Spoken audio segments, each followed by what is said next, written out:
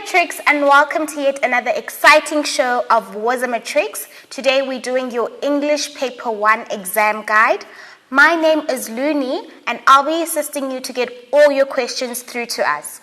All you need to do is hit us up on our social media pages, search for Woza Matrix, as well as on our WhatsApp line. I'll leave all the details for you so you know where to get us. We've got some cool competitions running, so please do stay tuned and I'll give you all of those details later on in the show. As always, I am not alone. With me are our sign language interpreter, Nicolene, as well as our awesome teacher, Seema. Thank you so much, guys, for tuning in. Seema, over to you. Thanks, Looney. Welcome, guys. Today we're looking at the English First Additional Language program and we're focusing on paper 1. So let's get to it. So what does paper 1 look like? The exam paper 1 consists of 80 marks. You have 2 hours to complete this paper and 3 sections in total with 5 questions. Okay, so section A, question 1, is the comprehension section, which is allocated 30 marks. In this section, you will have 2 texts that you would have to read through. The first is a worded text, a comprehension passage. The second text is usually an advert or a cartoon or a visual stimuli. And the 30 marks is based on the 2 texts, which you have to read through and analyze in order to answer the questions. Section B is question 2. And this is the summary question where you were given a text again and you would be expected to summarize into 7 points. And this question is worth 10 marks. Then we go on to section C. And section C has 3 questions within it. The first question in section C is question 3. The focus is on advertising, which is 10 marks. The second question, which is question 4, it's analyzing a cartoon, which is also 10 marks. And the last question, which is question 5, is your language and editing skills, which is 20 marks. So that's basically what the outlook of our paper looks like. And then we're going to look at a few tips in preparing for paper 1. So we need to manage our time effectively. You will find this in the rules and notes for the learner in your question paper, where you are allocated time per section. Remember, this paper is 2 hours.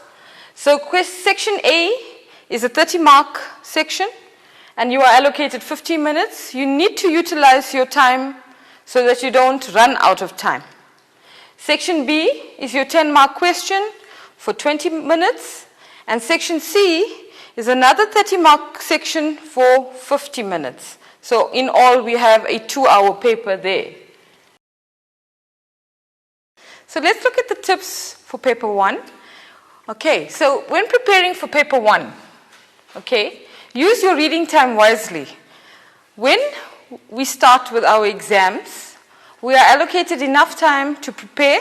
So we are seated at least an hour before the exam paper is written. We have a 10-minute reading time. In that 10-minute reading time, you should utilize that time to skim through the paper. Remember, it's reading time, so you cannot use your pens.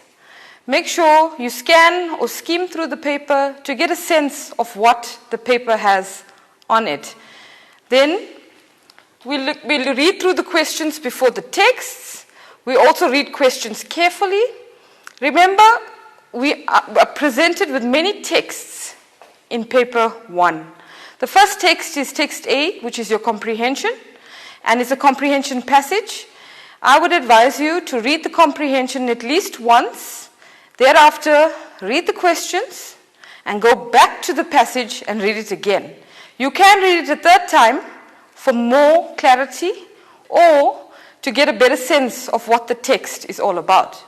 Then you have your text B, which is a cartoon or an advert, and it also has questions on it in section A. So you must ensure that you read the texts and thereafter look at the questions. So if we move on, and we look at exam practice. Remember, the only way we can get better at what we're doing is through practicing. So practice answering question papers from previous years so you get a sense of what the expectation is, and work to time. Make sure you do not go over or underutilize. As much as I am saying that you should read the text more than once, you should make sure that you adhere to the time. Remember, this paper is only 2 hours. And then you also have a memo that comes with the question paper. Make sure you read through the memo so you understand what the previous question papers are all about, so you can understand what the answers are and the expected responses are. Okay, so interpreting questions in paper 1. So we encountered different types of questions in paper 1. Some are easy, straightforward, easy to understand. So those are your more simpler questions that we get right at the beginning of an actual question. And some are more challenging and require more understanding. These are your higher order questions that expect you to think a little bit more about what it is you are writing. And it expects you to go a little bit more deeper than what you find in the text to show understanding. Then, you must also understand the requirements of the question before answering it. Very often, when we read our questions, we get baffled because we don't understand what the question is asking. But if we go back to the text and we refer back to the keywords, we may be able to interpret what the response is. So we must be very careful when we are reading, especially with the comprehension section, where the questions are referring us to. We may find the answer in the text itself. Okay, so reading a text in a question more than once will allow you to better understand the question and answer it accordingly. So now we're going to look at summary skills, and summary skills is section B, question 2. So summary skills, basically, you are expected to take a text, which is our text 2. It's actually text C. And we're going to actually summarize the text based on the question provided. Now, these texts are usually smaller in size. You'll see that it's a little bit more compressed than the comprehension. And it has information in it relating to some sort of activity. It could be dieting tips. It could be how to eat a proper meal, how to sleep properly. It depends on what the focus of the text is.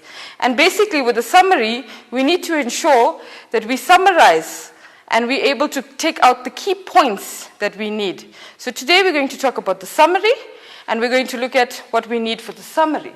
So we need to take the larger text sections of the text and reduce them to bare essentials. So basically, we're looking for the gist, the key ideas, and the main points that are worth noting and remembering as a response.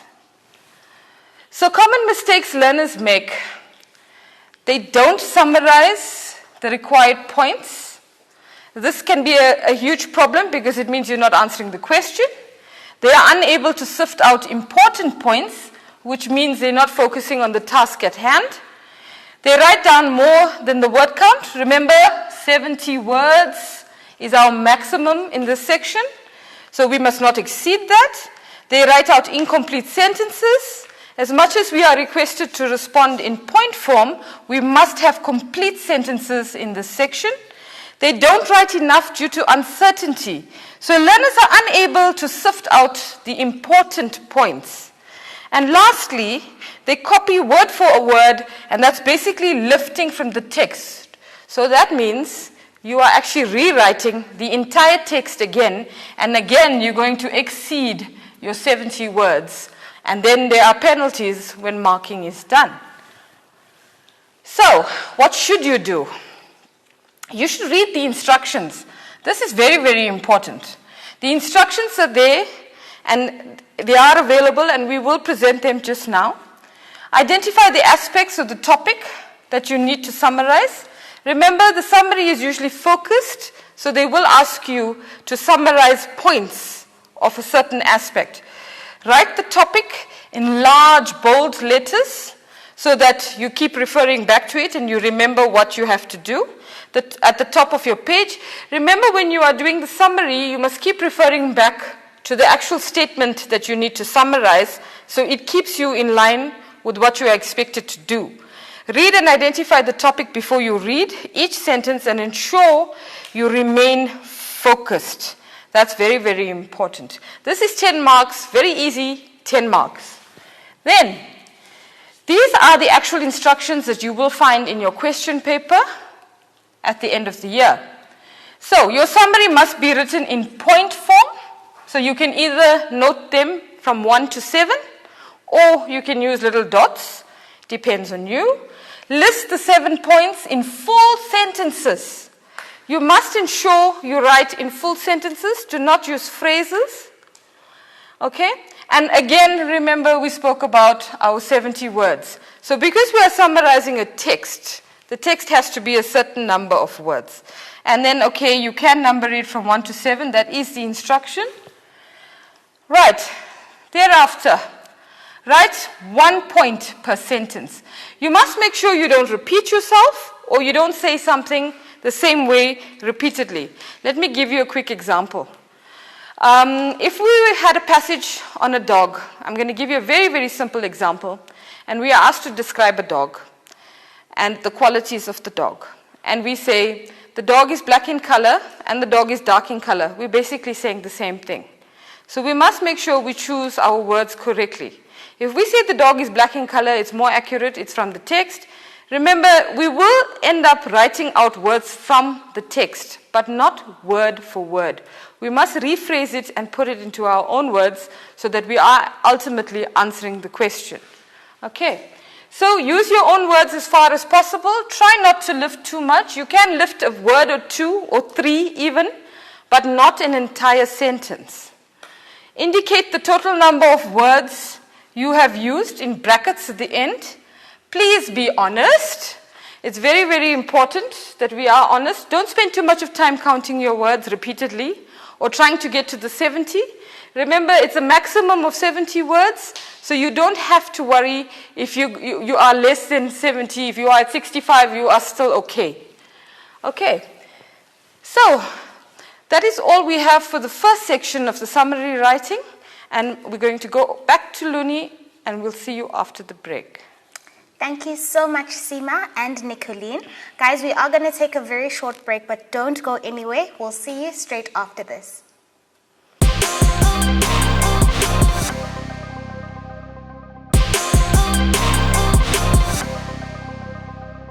Welcome back from the break, Matrix. Thank you so much for tuning in. If you've just joined us, we are doing your exam guide to prepare you for your upcoming exams. Cool news, guys. We've got an awesome competition running. If you're someone who's constantly running out of data or airtime, this competition is just for you. Woza Matrix is bringing you the hashtag WozoWinner competition, where 2 lucky Matrix will stand a chance to win 2 gigs of data. So head on over to our Facebook page and see all the details and enter that competition. Well, without wasting any more time, let's head on back to Seema. Thanks, Luni. And now we're going to continue with advertising. Okay, so with advertising, you need to ascertain who the target audience is. So basically, every advert is created to target a certain audience that they would like to sell a product to. We need to examine how the advert tries to get your attention. This is very, very important. If an advert doesn't get your attention, you're obviously not going to pay any attention to it, and nor will you buy the product or the service. Then we need to determine the mood of the advert and what it actually seeks to create. It's very, very important that when we analyze an advert, we look at all components of the advert. It could be the font and all of that. So we also look at the language. So the language used, it could have a bias depending on the target audience. The language also could be in a hip and happening, more current language to attract the current generation. Again, it goes back to the target audience. We analyze the images used as well. Remember, we get adverts in color, we get adverts in black and white, we get adverts with different types of font, we get adverts with different types of sizes of images within it. They all put in there strategically to obviously create an effective advert. Okay, so we need to take note of how everything in the advert is spatially situated, because it is actually done so that it actually attracts the attention of the reader. So let's look at an advert with an emotional appeal. So the emotional appeal is where it obviously appeals to your emotion. And there are many, many different things we can look at when we talk about emotional appeal. So when we look at emotional appeal, very often people are very troubled by the way they look, or it could range from weight, it could range from the color of your skin, it could range from the whiteness of your teeth, it could range from anything that's obviously troubling you as a person. So an emotional appeal could target people that may have a problem with their teeth. Maybe you have teeth that are stained and they're not nice white pearlies. So you would like something to help you out. So let's look at our next advert. Okay, so there's our advert, White Strips Premium. We have a lady up in there, and can you see her white pearly teeth? So that is the focus of the advert, and she's smiling because she has such beautiful teeth, and she obviously wants us, that's what is the appeal, the emotional appeal to the target audience, right? And then take off 14 years in 7 days. It's also a quick fix. It can be done very, very quickly.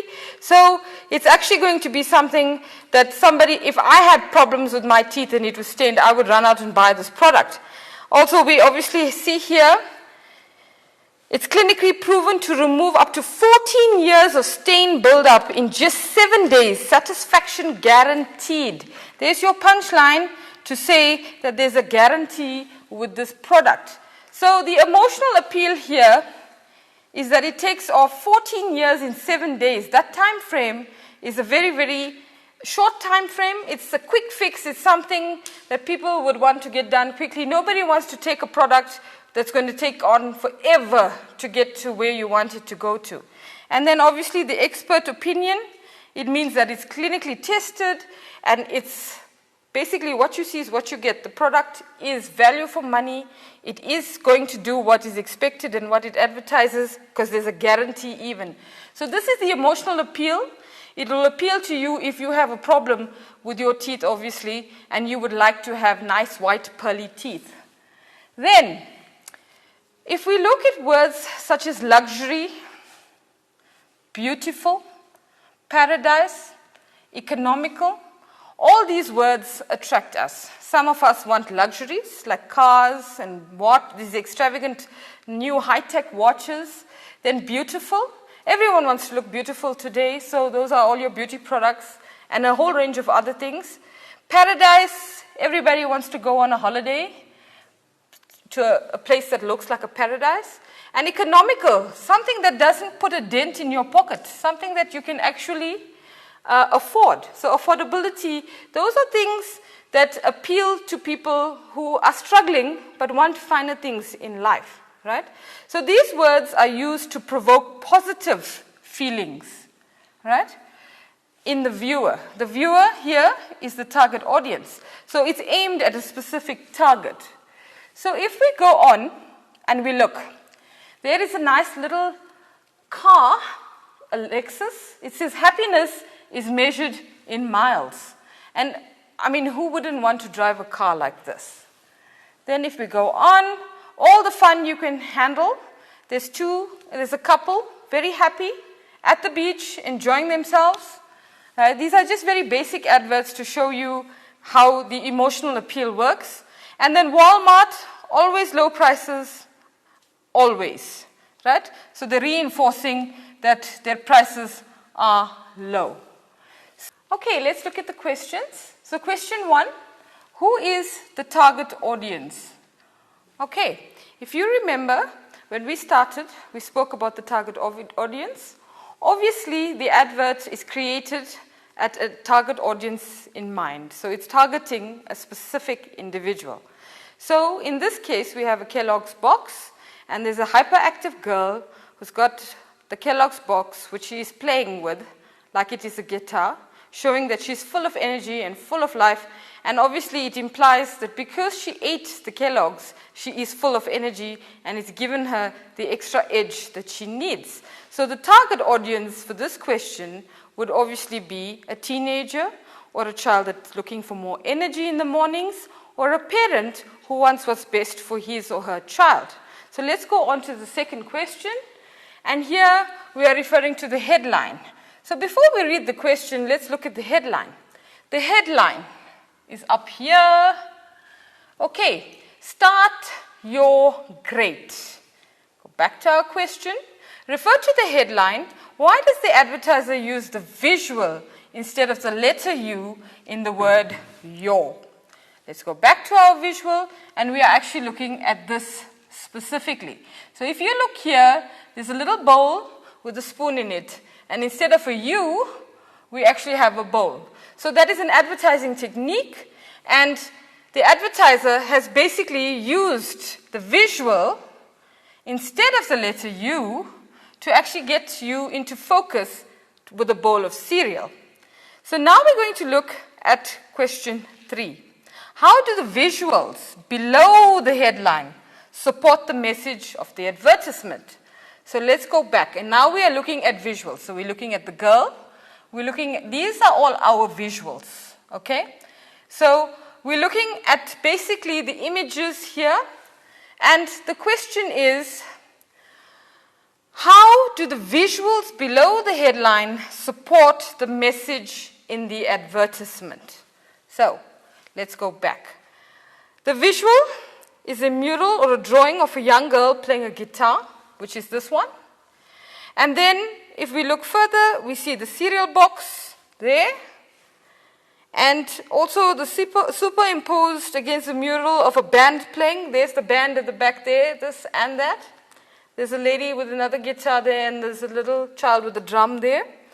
And it symbolizes that the girl's potential for greatness, because she's consumed Kellogg's, so she has all this energy and she's vibrant and she can do what's expected. Okay, so that basically answers our third question, which is how do the visuals below the headline support the message of the advertisement? So let's go on to the next question, which is question 4. Okay, so write the word hoof in full. This is basically a language question, and it basically translates to who have. So the question actually reads, write the word who have in full, which is actually the answer. Okay, so that's just 1 mark there, and it's a very simple 1 mark. And then question 5. Why is Kellogg's a well-established brand according to this advertisement? So we're basically looking for information in our advert, and then if you go down here, it's not very clear, but here it says how old the product is. So Kellogg's has been in existence for 110 years. That basically tells you that it has been doing well, and obviously it provides what is expected of it. Okay, so if we go on and we look at question 6, why has the advertiser included Facebook? Everybody knows with social media, the Facebook logo in the advertisement. This is a very, very easy question, and it's also something that you should actually be familiar with. I don't know if there is any grade 12 out there that's not familiar with social media. Basically, these days, all adverts include either a Facebook handle or a Twitter handle or an Instagram handle or any social media account that gets you into a product's page where you can view the company or the products that they're advertising, and you obviously have access to all the different choices, or they get to promote their products on their web pages or their social media websites. Okay, so let's go again. So why has the advertiser included the Facebook logo in the advertisement? And we've answered that question. It allows the reader to acquire more information on the product. So the last question now, does this advertisement succeed in convincing the reader to purchase the advertised product? Substantiate your answer. This is a key question, 2 marks. It's an opinion question. So basically, it's either yes or no. Does the advertiser succeed? Yes, he does. And obviously, you have to provide a list of reasons why you say yes. And if it's no, then obviously we'll have to look at reasons why we don't agree with this. And obviously, when it says substantiate your answer, you have to go back to the advert and look for information from the advert. So, Luni, that's all we have for advertising for now. Thank you, Seema. So guys, we are going to take a break, but before we do, don't forget to follow us on our social media pages, Woza Matrix, as well as hit us up on our WhatsApp line and just let us know what you guys are getting up to in terms of preparing for your exams. If you have any questions, send those through as well. And let's get to talking. If you're feeling stressed, let's see how we can help each other get through this phase of the year that's hectic and full of stress for the last final exam for you guys. So with that said, let's take a quick break, go get some refreshments, and we'll see you straight after these.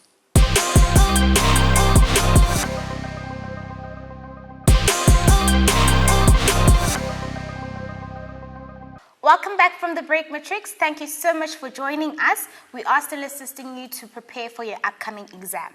We are still having that competition, 2 gigs of data for 2 lucky Matrix. So check out the details and enter. Well, I'm not going to waste any more time. Over to Seema. Thanks, Luni. And now we're going to go straight to cartoons. So let's look at cartoons and what we need to know and basically remember when we are analyzing cartoons. So, the body language, okay? This seems to be a problem area where we're unable to identify body language. You need to look at how a character's body is positioned, okay? So basically, when we look at body language, you must be very observant when you speak to people, okay? There are different types of things that you can observe, non-verbal communication, which is our body language. So we can look at a person could be smiling, and then we know, yes, that person is happy. A person could be frowning, and then we know that person's angry. So obviously it depends on the position of your eyebrows, it could depend on the way your face moves, it could depend on the tears if you're crying. You know, your facial expressions, your body language, all of that will be coupled in to basically give you some sort of indication as to what it is the character in the cartoon is obviously communicating to you without using words. So that's basically what we're looking at when we're looking at body language. So when we look at the closeness and the spaces between characters, that also determines, you know, and changes from frame to frame. The facial expressions, which is what we just spoke about in terms of their happiness, crying. You look at the eyebrows to also give you an indication of whether they're frowning or whatever the case is. So their eyes. Okay, so I know the dramatic people in our lives generally speak with their emotions, their facial expressions. I'm one of those people. If I am happy, you will see it on my face, and I'll be smiling all the time. If I am angry and I am sad, trust me, I won't even have to say anything, you would run for the hills. So it will all depend on what my face looks like. So when we go back here and we look at your eyes, so how do the eyes move? Sometimes the frame, you look at the eyes. If I am annoyed, now I'm going to take you back to your social networking and social media smileys or emoticons that you use. Remember, you have the one with the eyes rolling back. So that is normally a smiley you would use if you are frustrated or annoyed or irritated with what is being said. Okay? Then there's a happy smiley. That obviously if somebody says something and you don't want to respond with an okay, you put it in a happy smiley. So just think about that when you think about facial expressions. Those smileys give you a nice idea of how a facial expression actually works, right? Now, if we look at how the characters connect with each other, with non-bodily things, for example, there could be pens, cigarettes, spectacles, clothing. So there are other aspects that you can look at over and above the characters in a cartoon. The breathing, sometimes it's very noticeable. There are other less noticeable aspects, which are the physical effects. For example, the heartbeat. Now, we've all seen Tom and Jerry at some point. I hope I'm not out of my generation here. But Tom and Jerry, you know, Jerry's the cat. Tom is the cat. And Tom, when he falls in love, and you see Tom running around, Tom always has his heart pumping out. So think about that. Sometimes in a cartoon, if it's a cartoon about love, and there could be this man that's obviously gaga over this lady, he could have hearts in his eyes, his heart could be sticking out of his body. It's just a little visual something to say that there's romance in the air. So we need to look at all these things when we're analyzing cartoons. So, our heartbeat and perspiration. So why would we perspire, you might ask? So if I'm nervous about something, or I'm troubled about something, or I am in trouble, we generally break out in a sweat, we perspire, or it depends on the circumstances. So obviously we'll have to look at it in the context of the cartoon. So let's go on. Now I have a picture here of the same guy doing different movements. The first one, when we're normally doing this, we're obviously saying everything is okay, there's no issues, it's fine. Then the thumbs up could also be the same thing. But when we're doing this, we generally mean we're looking at somebody, we're observing, we're listening, we're quiet, we're paying attention. So we're obviously not responding. So this is a non-verbal communication where we just stand still and we are listening. Then we have this. This could mean that the person is actually absorbing what is being said. Here, he could be reaching out to touch someone, and this could be disbelief. The person could not understand or could be mesmerized by what you're saying and could not believe what you're actually saying. Then there's this obviously bored paying attention, another bored paying attention maybe, and this guy's picking his nose, and no, we don't usually get those. And then we have this guy here who's obviously very worried, as you can see from his posture and the way his hand is on his head. This guy obviously wants some attention, and he's raising his hands so that you can actually notice that he's trying to say something. And again, all is well in the last one. So, there are other examples that we need to look at when we're dealing with body language. The head tilted to one side. The head tilted to one side demonstrates that the person is listening, okay, keenly, okay, or is interested in what is being communicated. So the head tilted to one side is actually a very important indication that the person is very, very interested in what the person is saying. So standing straight with the shoulders back, this position shows that the person is feeling confident, okay? So they're not slouching, they're standing firm and straight. It is often accompanied with the walking at a brisk stride. So brisk means that you're obviously walking at a natural pace, there's no hurry. Your stance, you should feel relaxed, yet tall and not rigid. Okay. Nail biting. How many of you bite your nails? And when do you bite your nails? Well, I must tell you, I used to do that a lot when I was little, and I've stopped. But I bite my nails when I am nervous, or I am troubled, or I'm anxious. So biting nails, if you see a character in a cartoon and the character is biting his or her nails, it could mean that that character is troubled, or anxious, or worried about something that obviously is going to come up. So let's look at our definitions here. Nail biting is a type of habit that can demonstrate stress, nervousness, or insecurity. Oftentimes, people bite their nails without even realizing it. So it's a coping mechanism for some people. Then we have head in the hands. So if you are the shy type and you're talking to somebody, again, remember you're smiley. If somebody gives you a compliment and you don't know how to say thank you, you just smile in your hands or you blush away, and that's basically what we're talking about here. So if we look at the head in the hands move can demonstrate boredom as well, or it might show that the person is upset or ashamed, or not wanting to show their names. Well, that was obviously depending on what the circumstances were. If they were ashamed, it's obviously dependent on the context of the cartoon. Maybe it wasn't a compliment. Okay, so let's go on and look at an exam question. This cartoon appeared in the 2019 November NSC exams in the English First Additional Language paper. So I'm going to very quickly look through the frames. In frame 1, the mother is questioning the boy. Now, where did I put my phone? And then in frame 2, why did I just come in here? Frame 3, did I forget what I was going to ask? Frame 4, have you seen my glasses anywhere? Frame 5, thank you.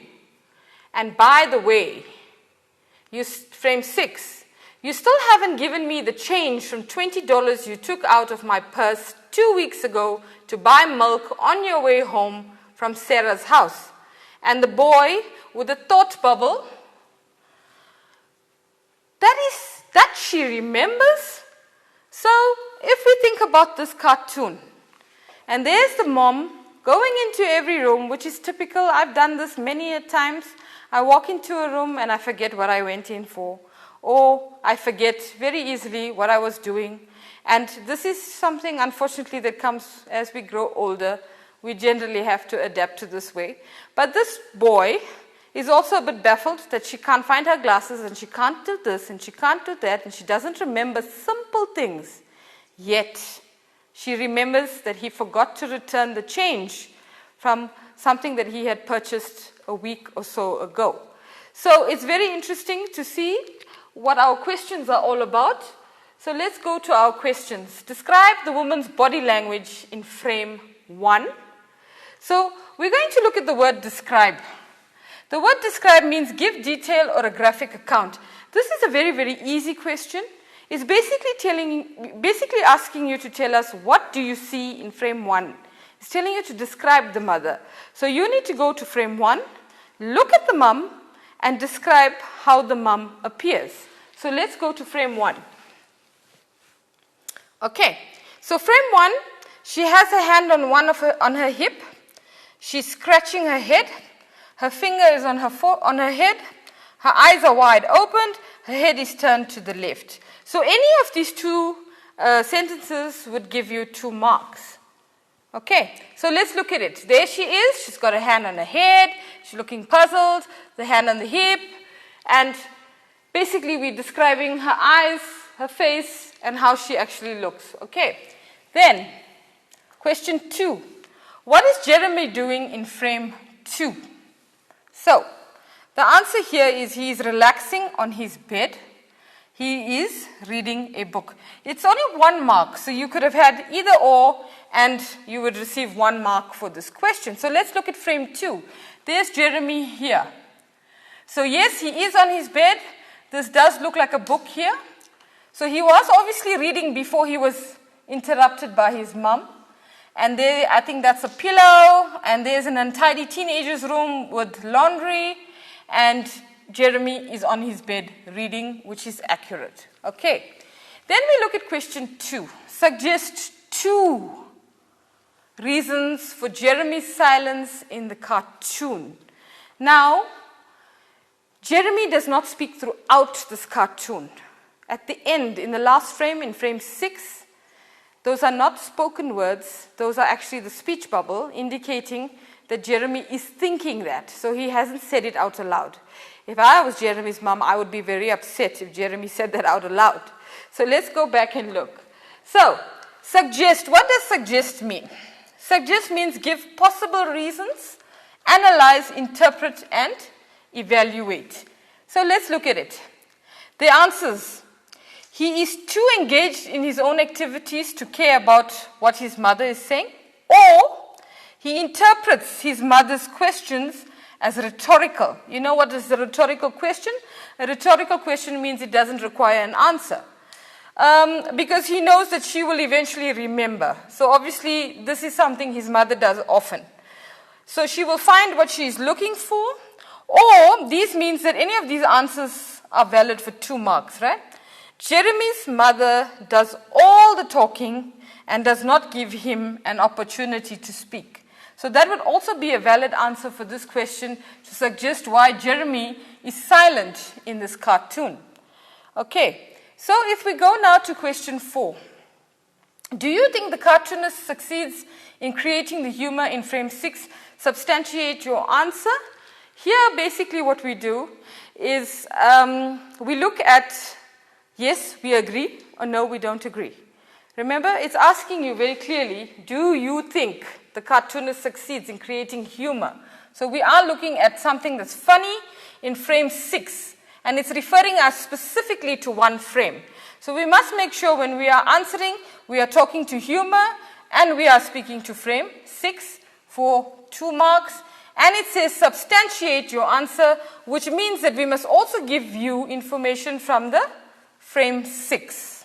Okay, so let's look at the cartoon and look at frame 6 again. This is frame 6. So, and in frame 6, the mother basically says, you still haven't given me the change from the $20 you took out of my purse 2 weeks ago to buy milk on your way home from Sarah's house. And obviously there's your little thought bubble there. And Jeremy says that she remembers. Obviously he's quite upset that his mother remembered that he owed her the change. So your responses could include a yes response. So in frame 1 to 5, the woman displays signs of forgetfulness. However, in frame 6, her memory is astute. It means that suddenly she remembers things. Right? She remembers that Jeremy had not returned her change.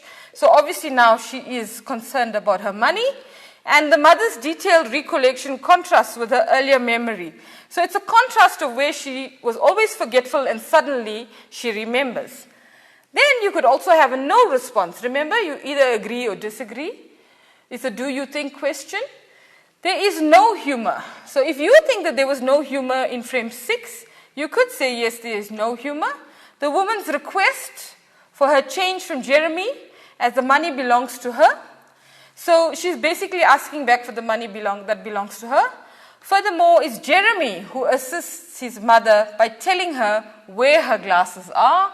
And however, her attitude towards him in frame 6 is harsh and demanding. So basically, you could have either a yes or a no response in this regard. And obviously, you have to substantiate it with evidence from frame 6.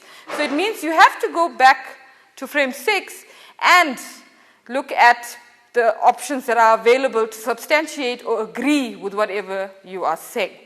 So, now, this is basically what we have from the question paper. And now we're going to go on to our English file paper 1 tips. Okay. So again, I'm going to remind you to please manage your time effectively. Ensure you utilize your 10 minutes of reading time. It is very important to read all texts and questions at least 2 to 3 times for a better understanding before rushing to answer. Remember guys, you only have 2 hours. Utilize these 2 hours. Do not rush. Do not aim to finish the question paper before the 2 hours. Utilize a spread of time so that you are actually able to answer your question paper in the 2 hours allocated by reading, understanding, and making sure you are answering the question based on your understanding of the text. Thank you guys, and all the best. Thank you so much for that, Seema. That was an amazing show. We do appreciate all the tips, all the tricks that you've provided the matrix. Guys, thank you so much for tuning in as well. You've been amazing on our social media platforms. A big congrats to all of the winners for the 2 gigs of data. Those will be announced on the Facebook page, so do check that out. We'll also be back with more revision, so check out our schedule on www.wozamatrix.co.za, and then you'll know when to catch your favorite subjects.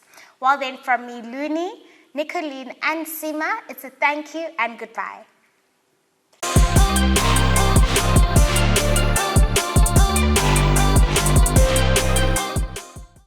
Siyabangena, Woza Matrix is back and better than ever. With catch-up lessons, revision and learning support on more platforms than ever before. There are great support materials on the DBE Cloud. Find us on television and revise 10 subjects. And if you miss something, relax, Ntwana. Go to our YouTube channel or DSTV catch-up. Need help? Check out Vele, our Telegram-based chat platform where teachers are waiting to help you. Prefer WhatsApp? Send questions or voice notes to our Woza Matrix WhatsApp line. And that's not all. Want to test yourself? Check out the Matric Live app. Hey Matrix 2021, we've got you covered. Confused where to go? Visit the Woza Matrix website at wozamatrix.co.za. Woza Matrix.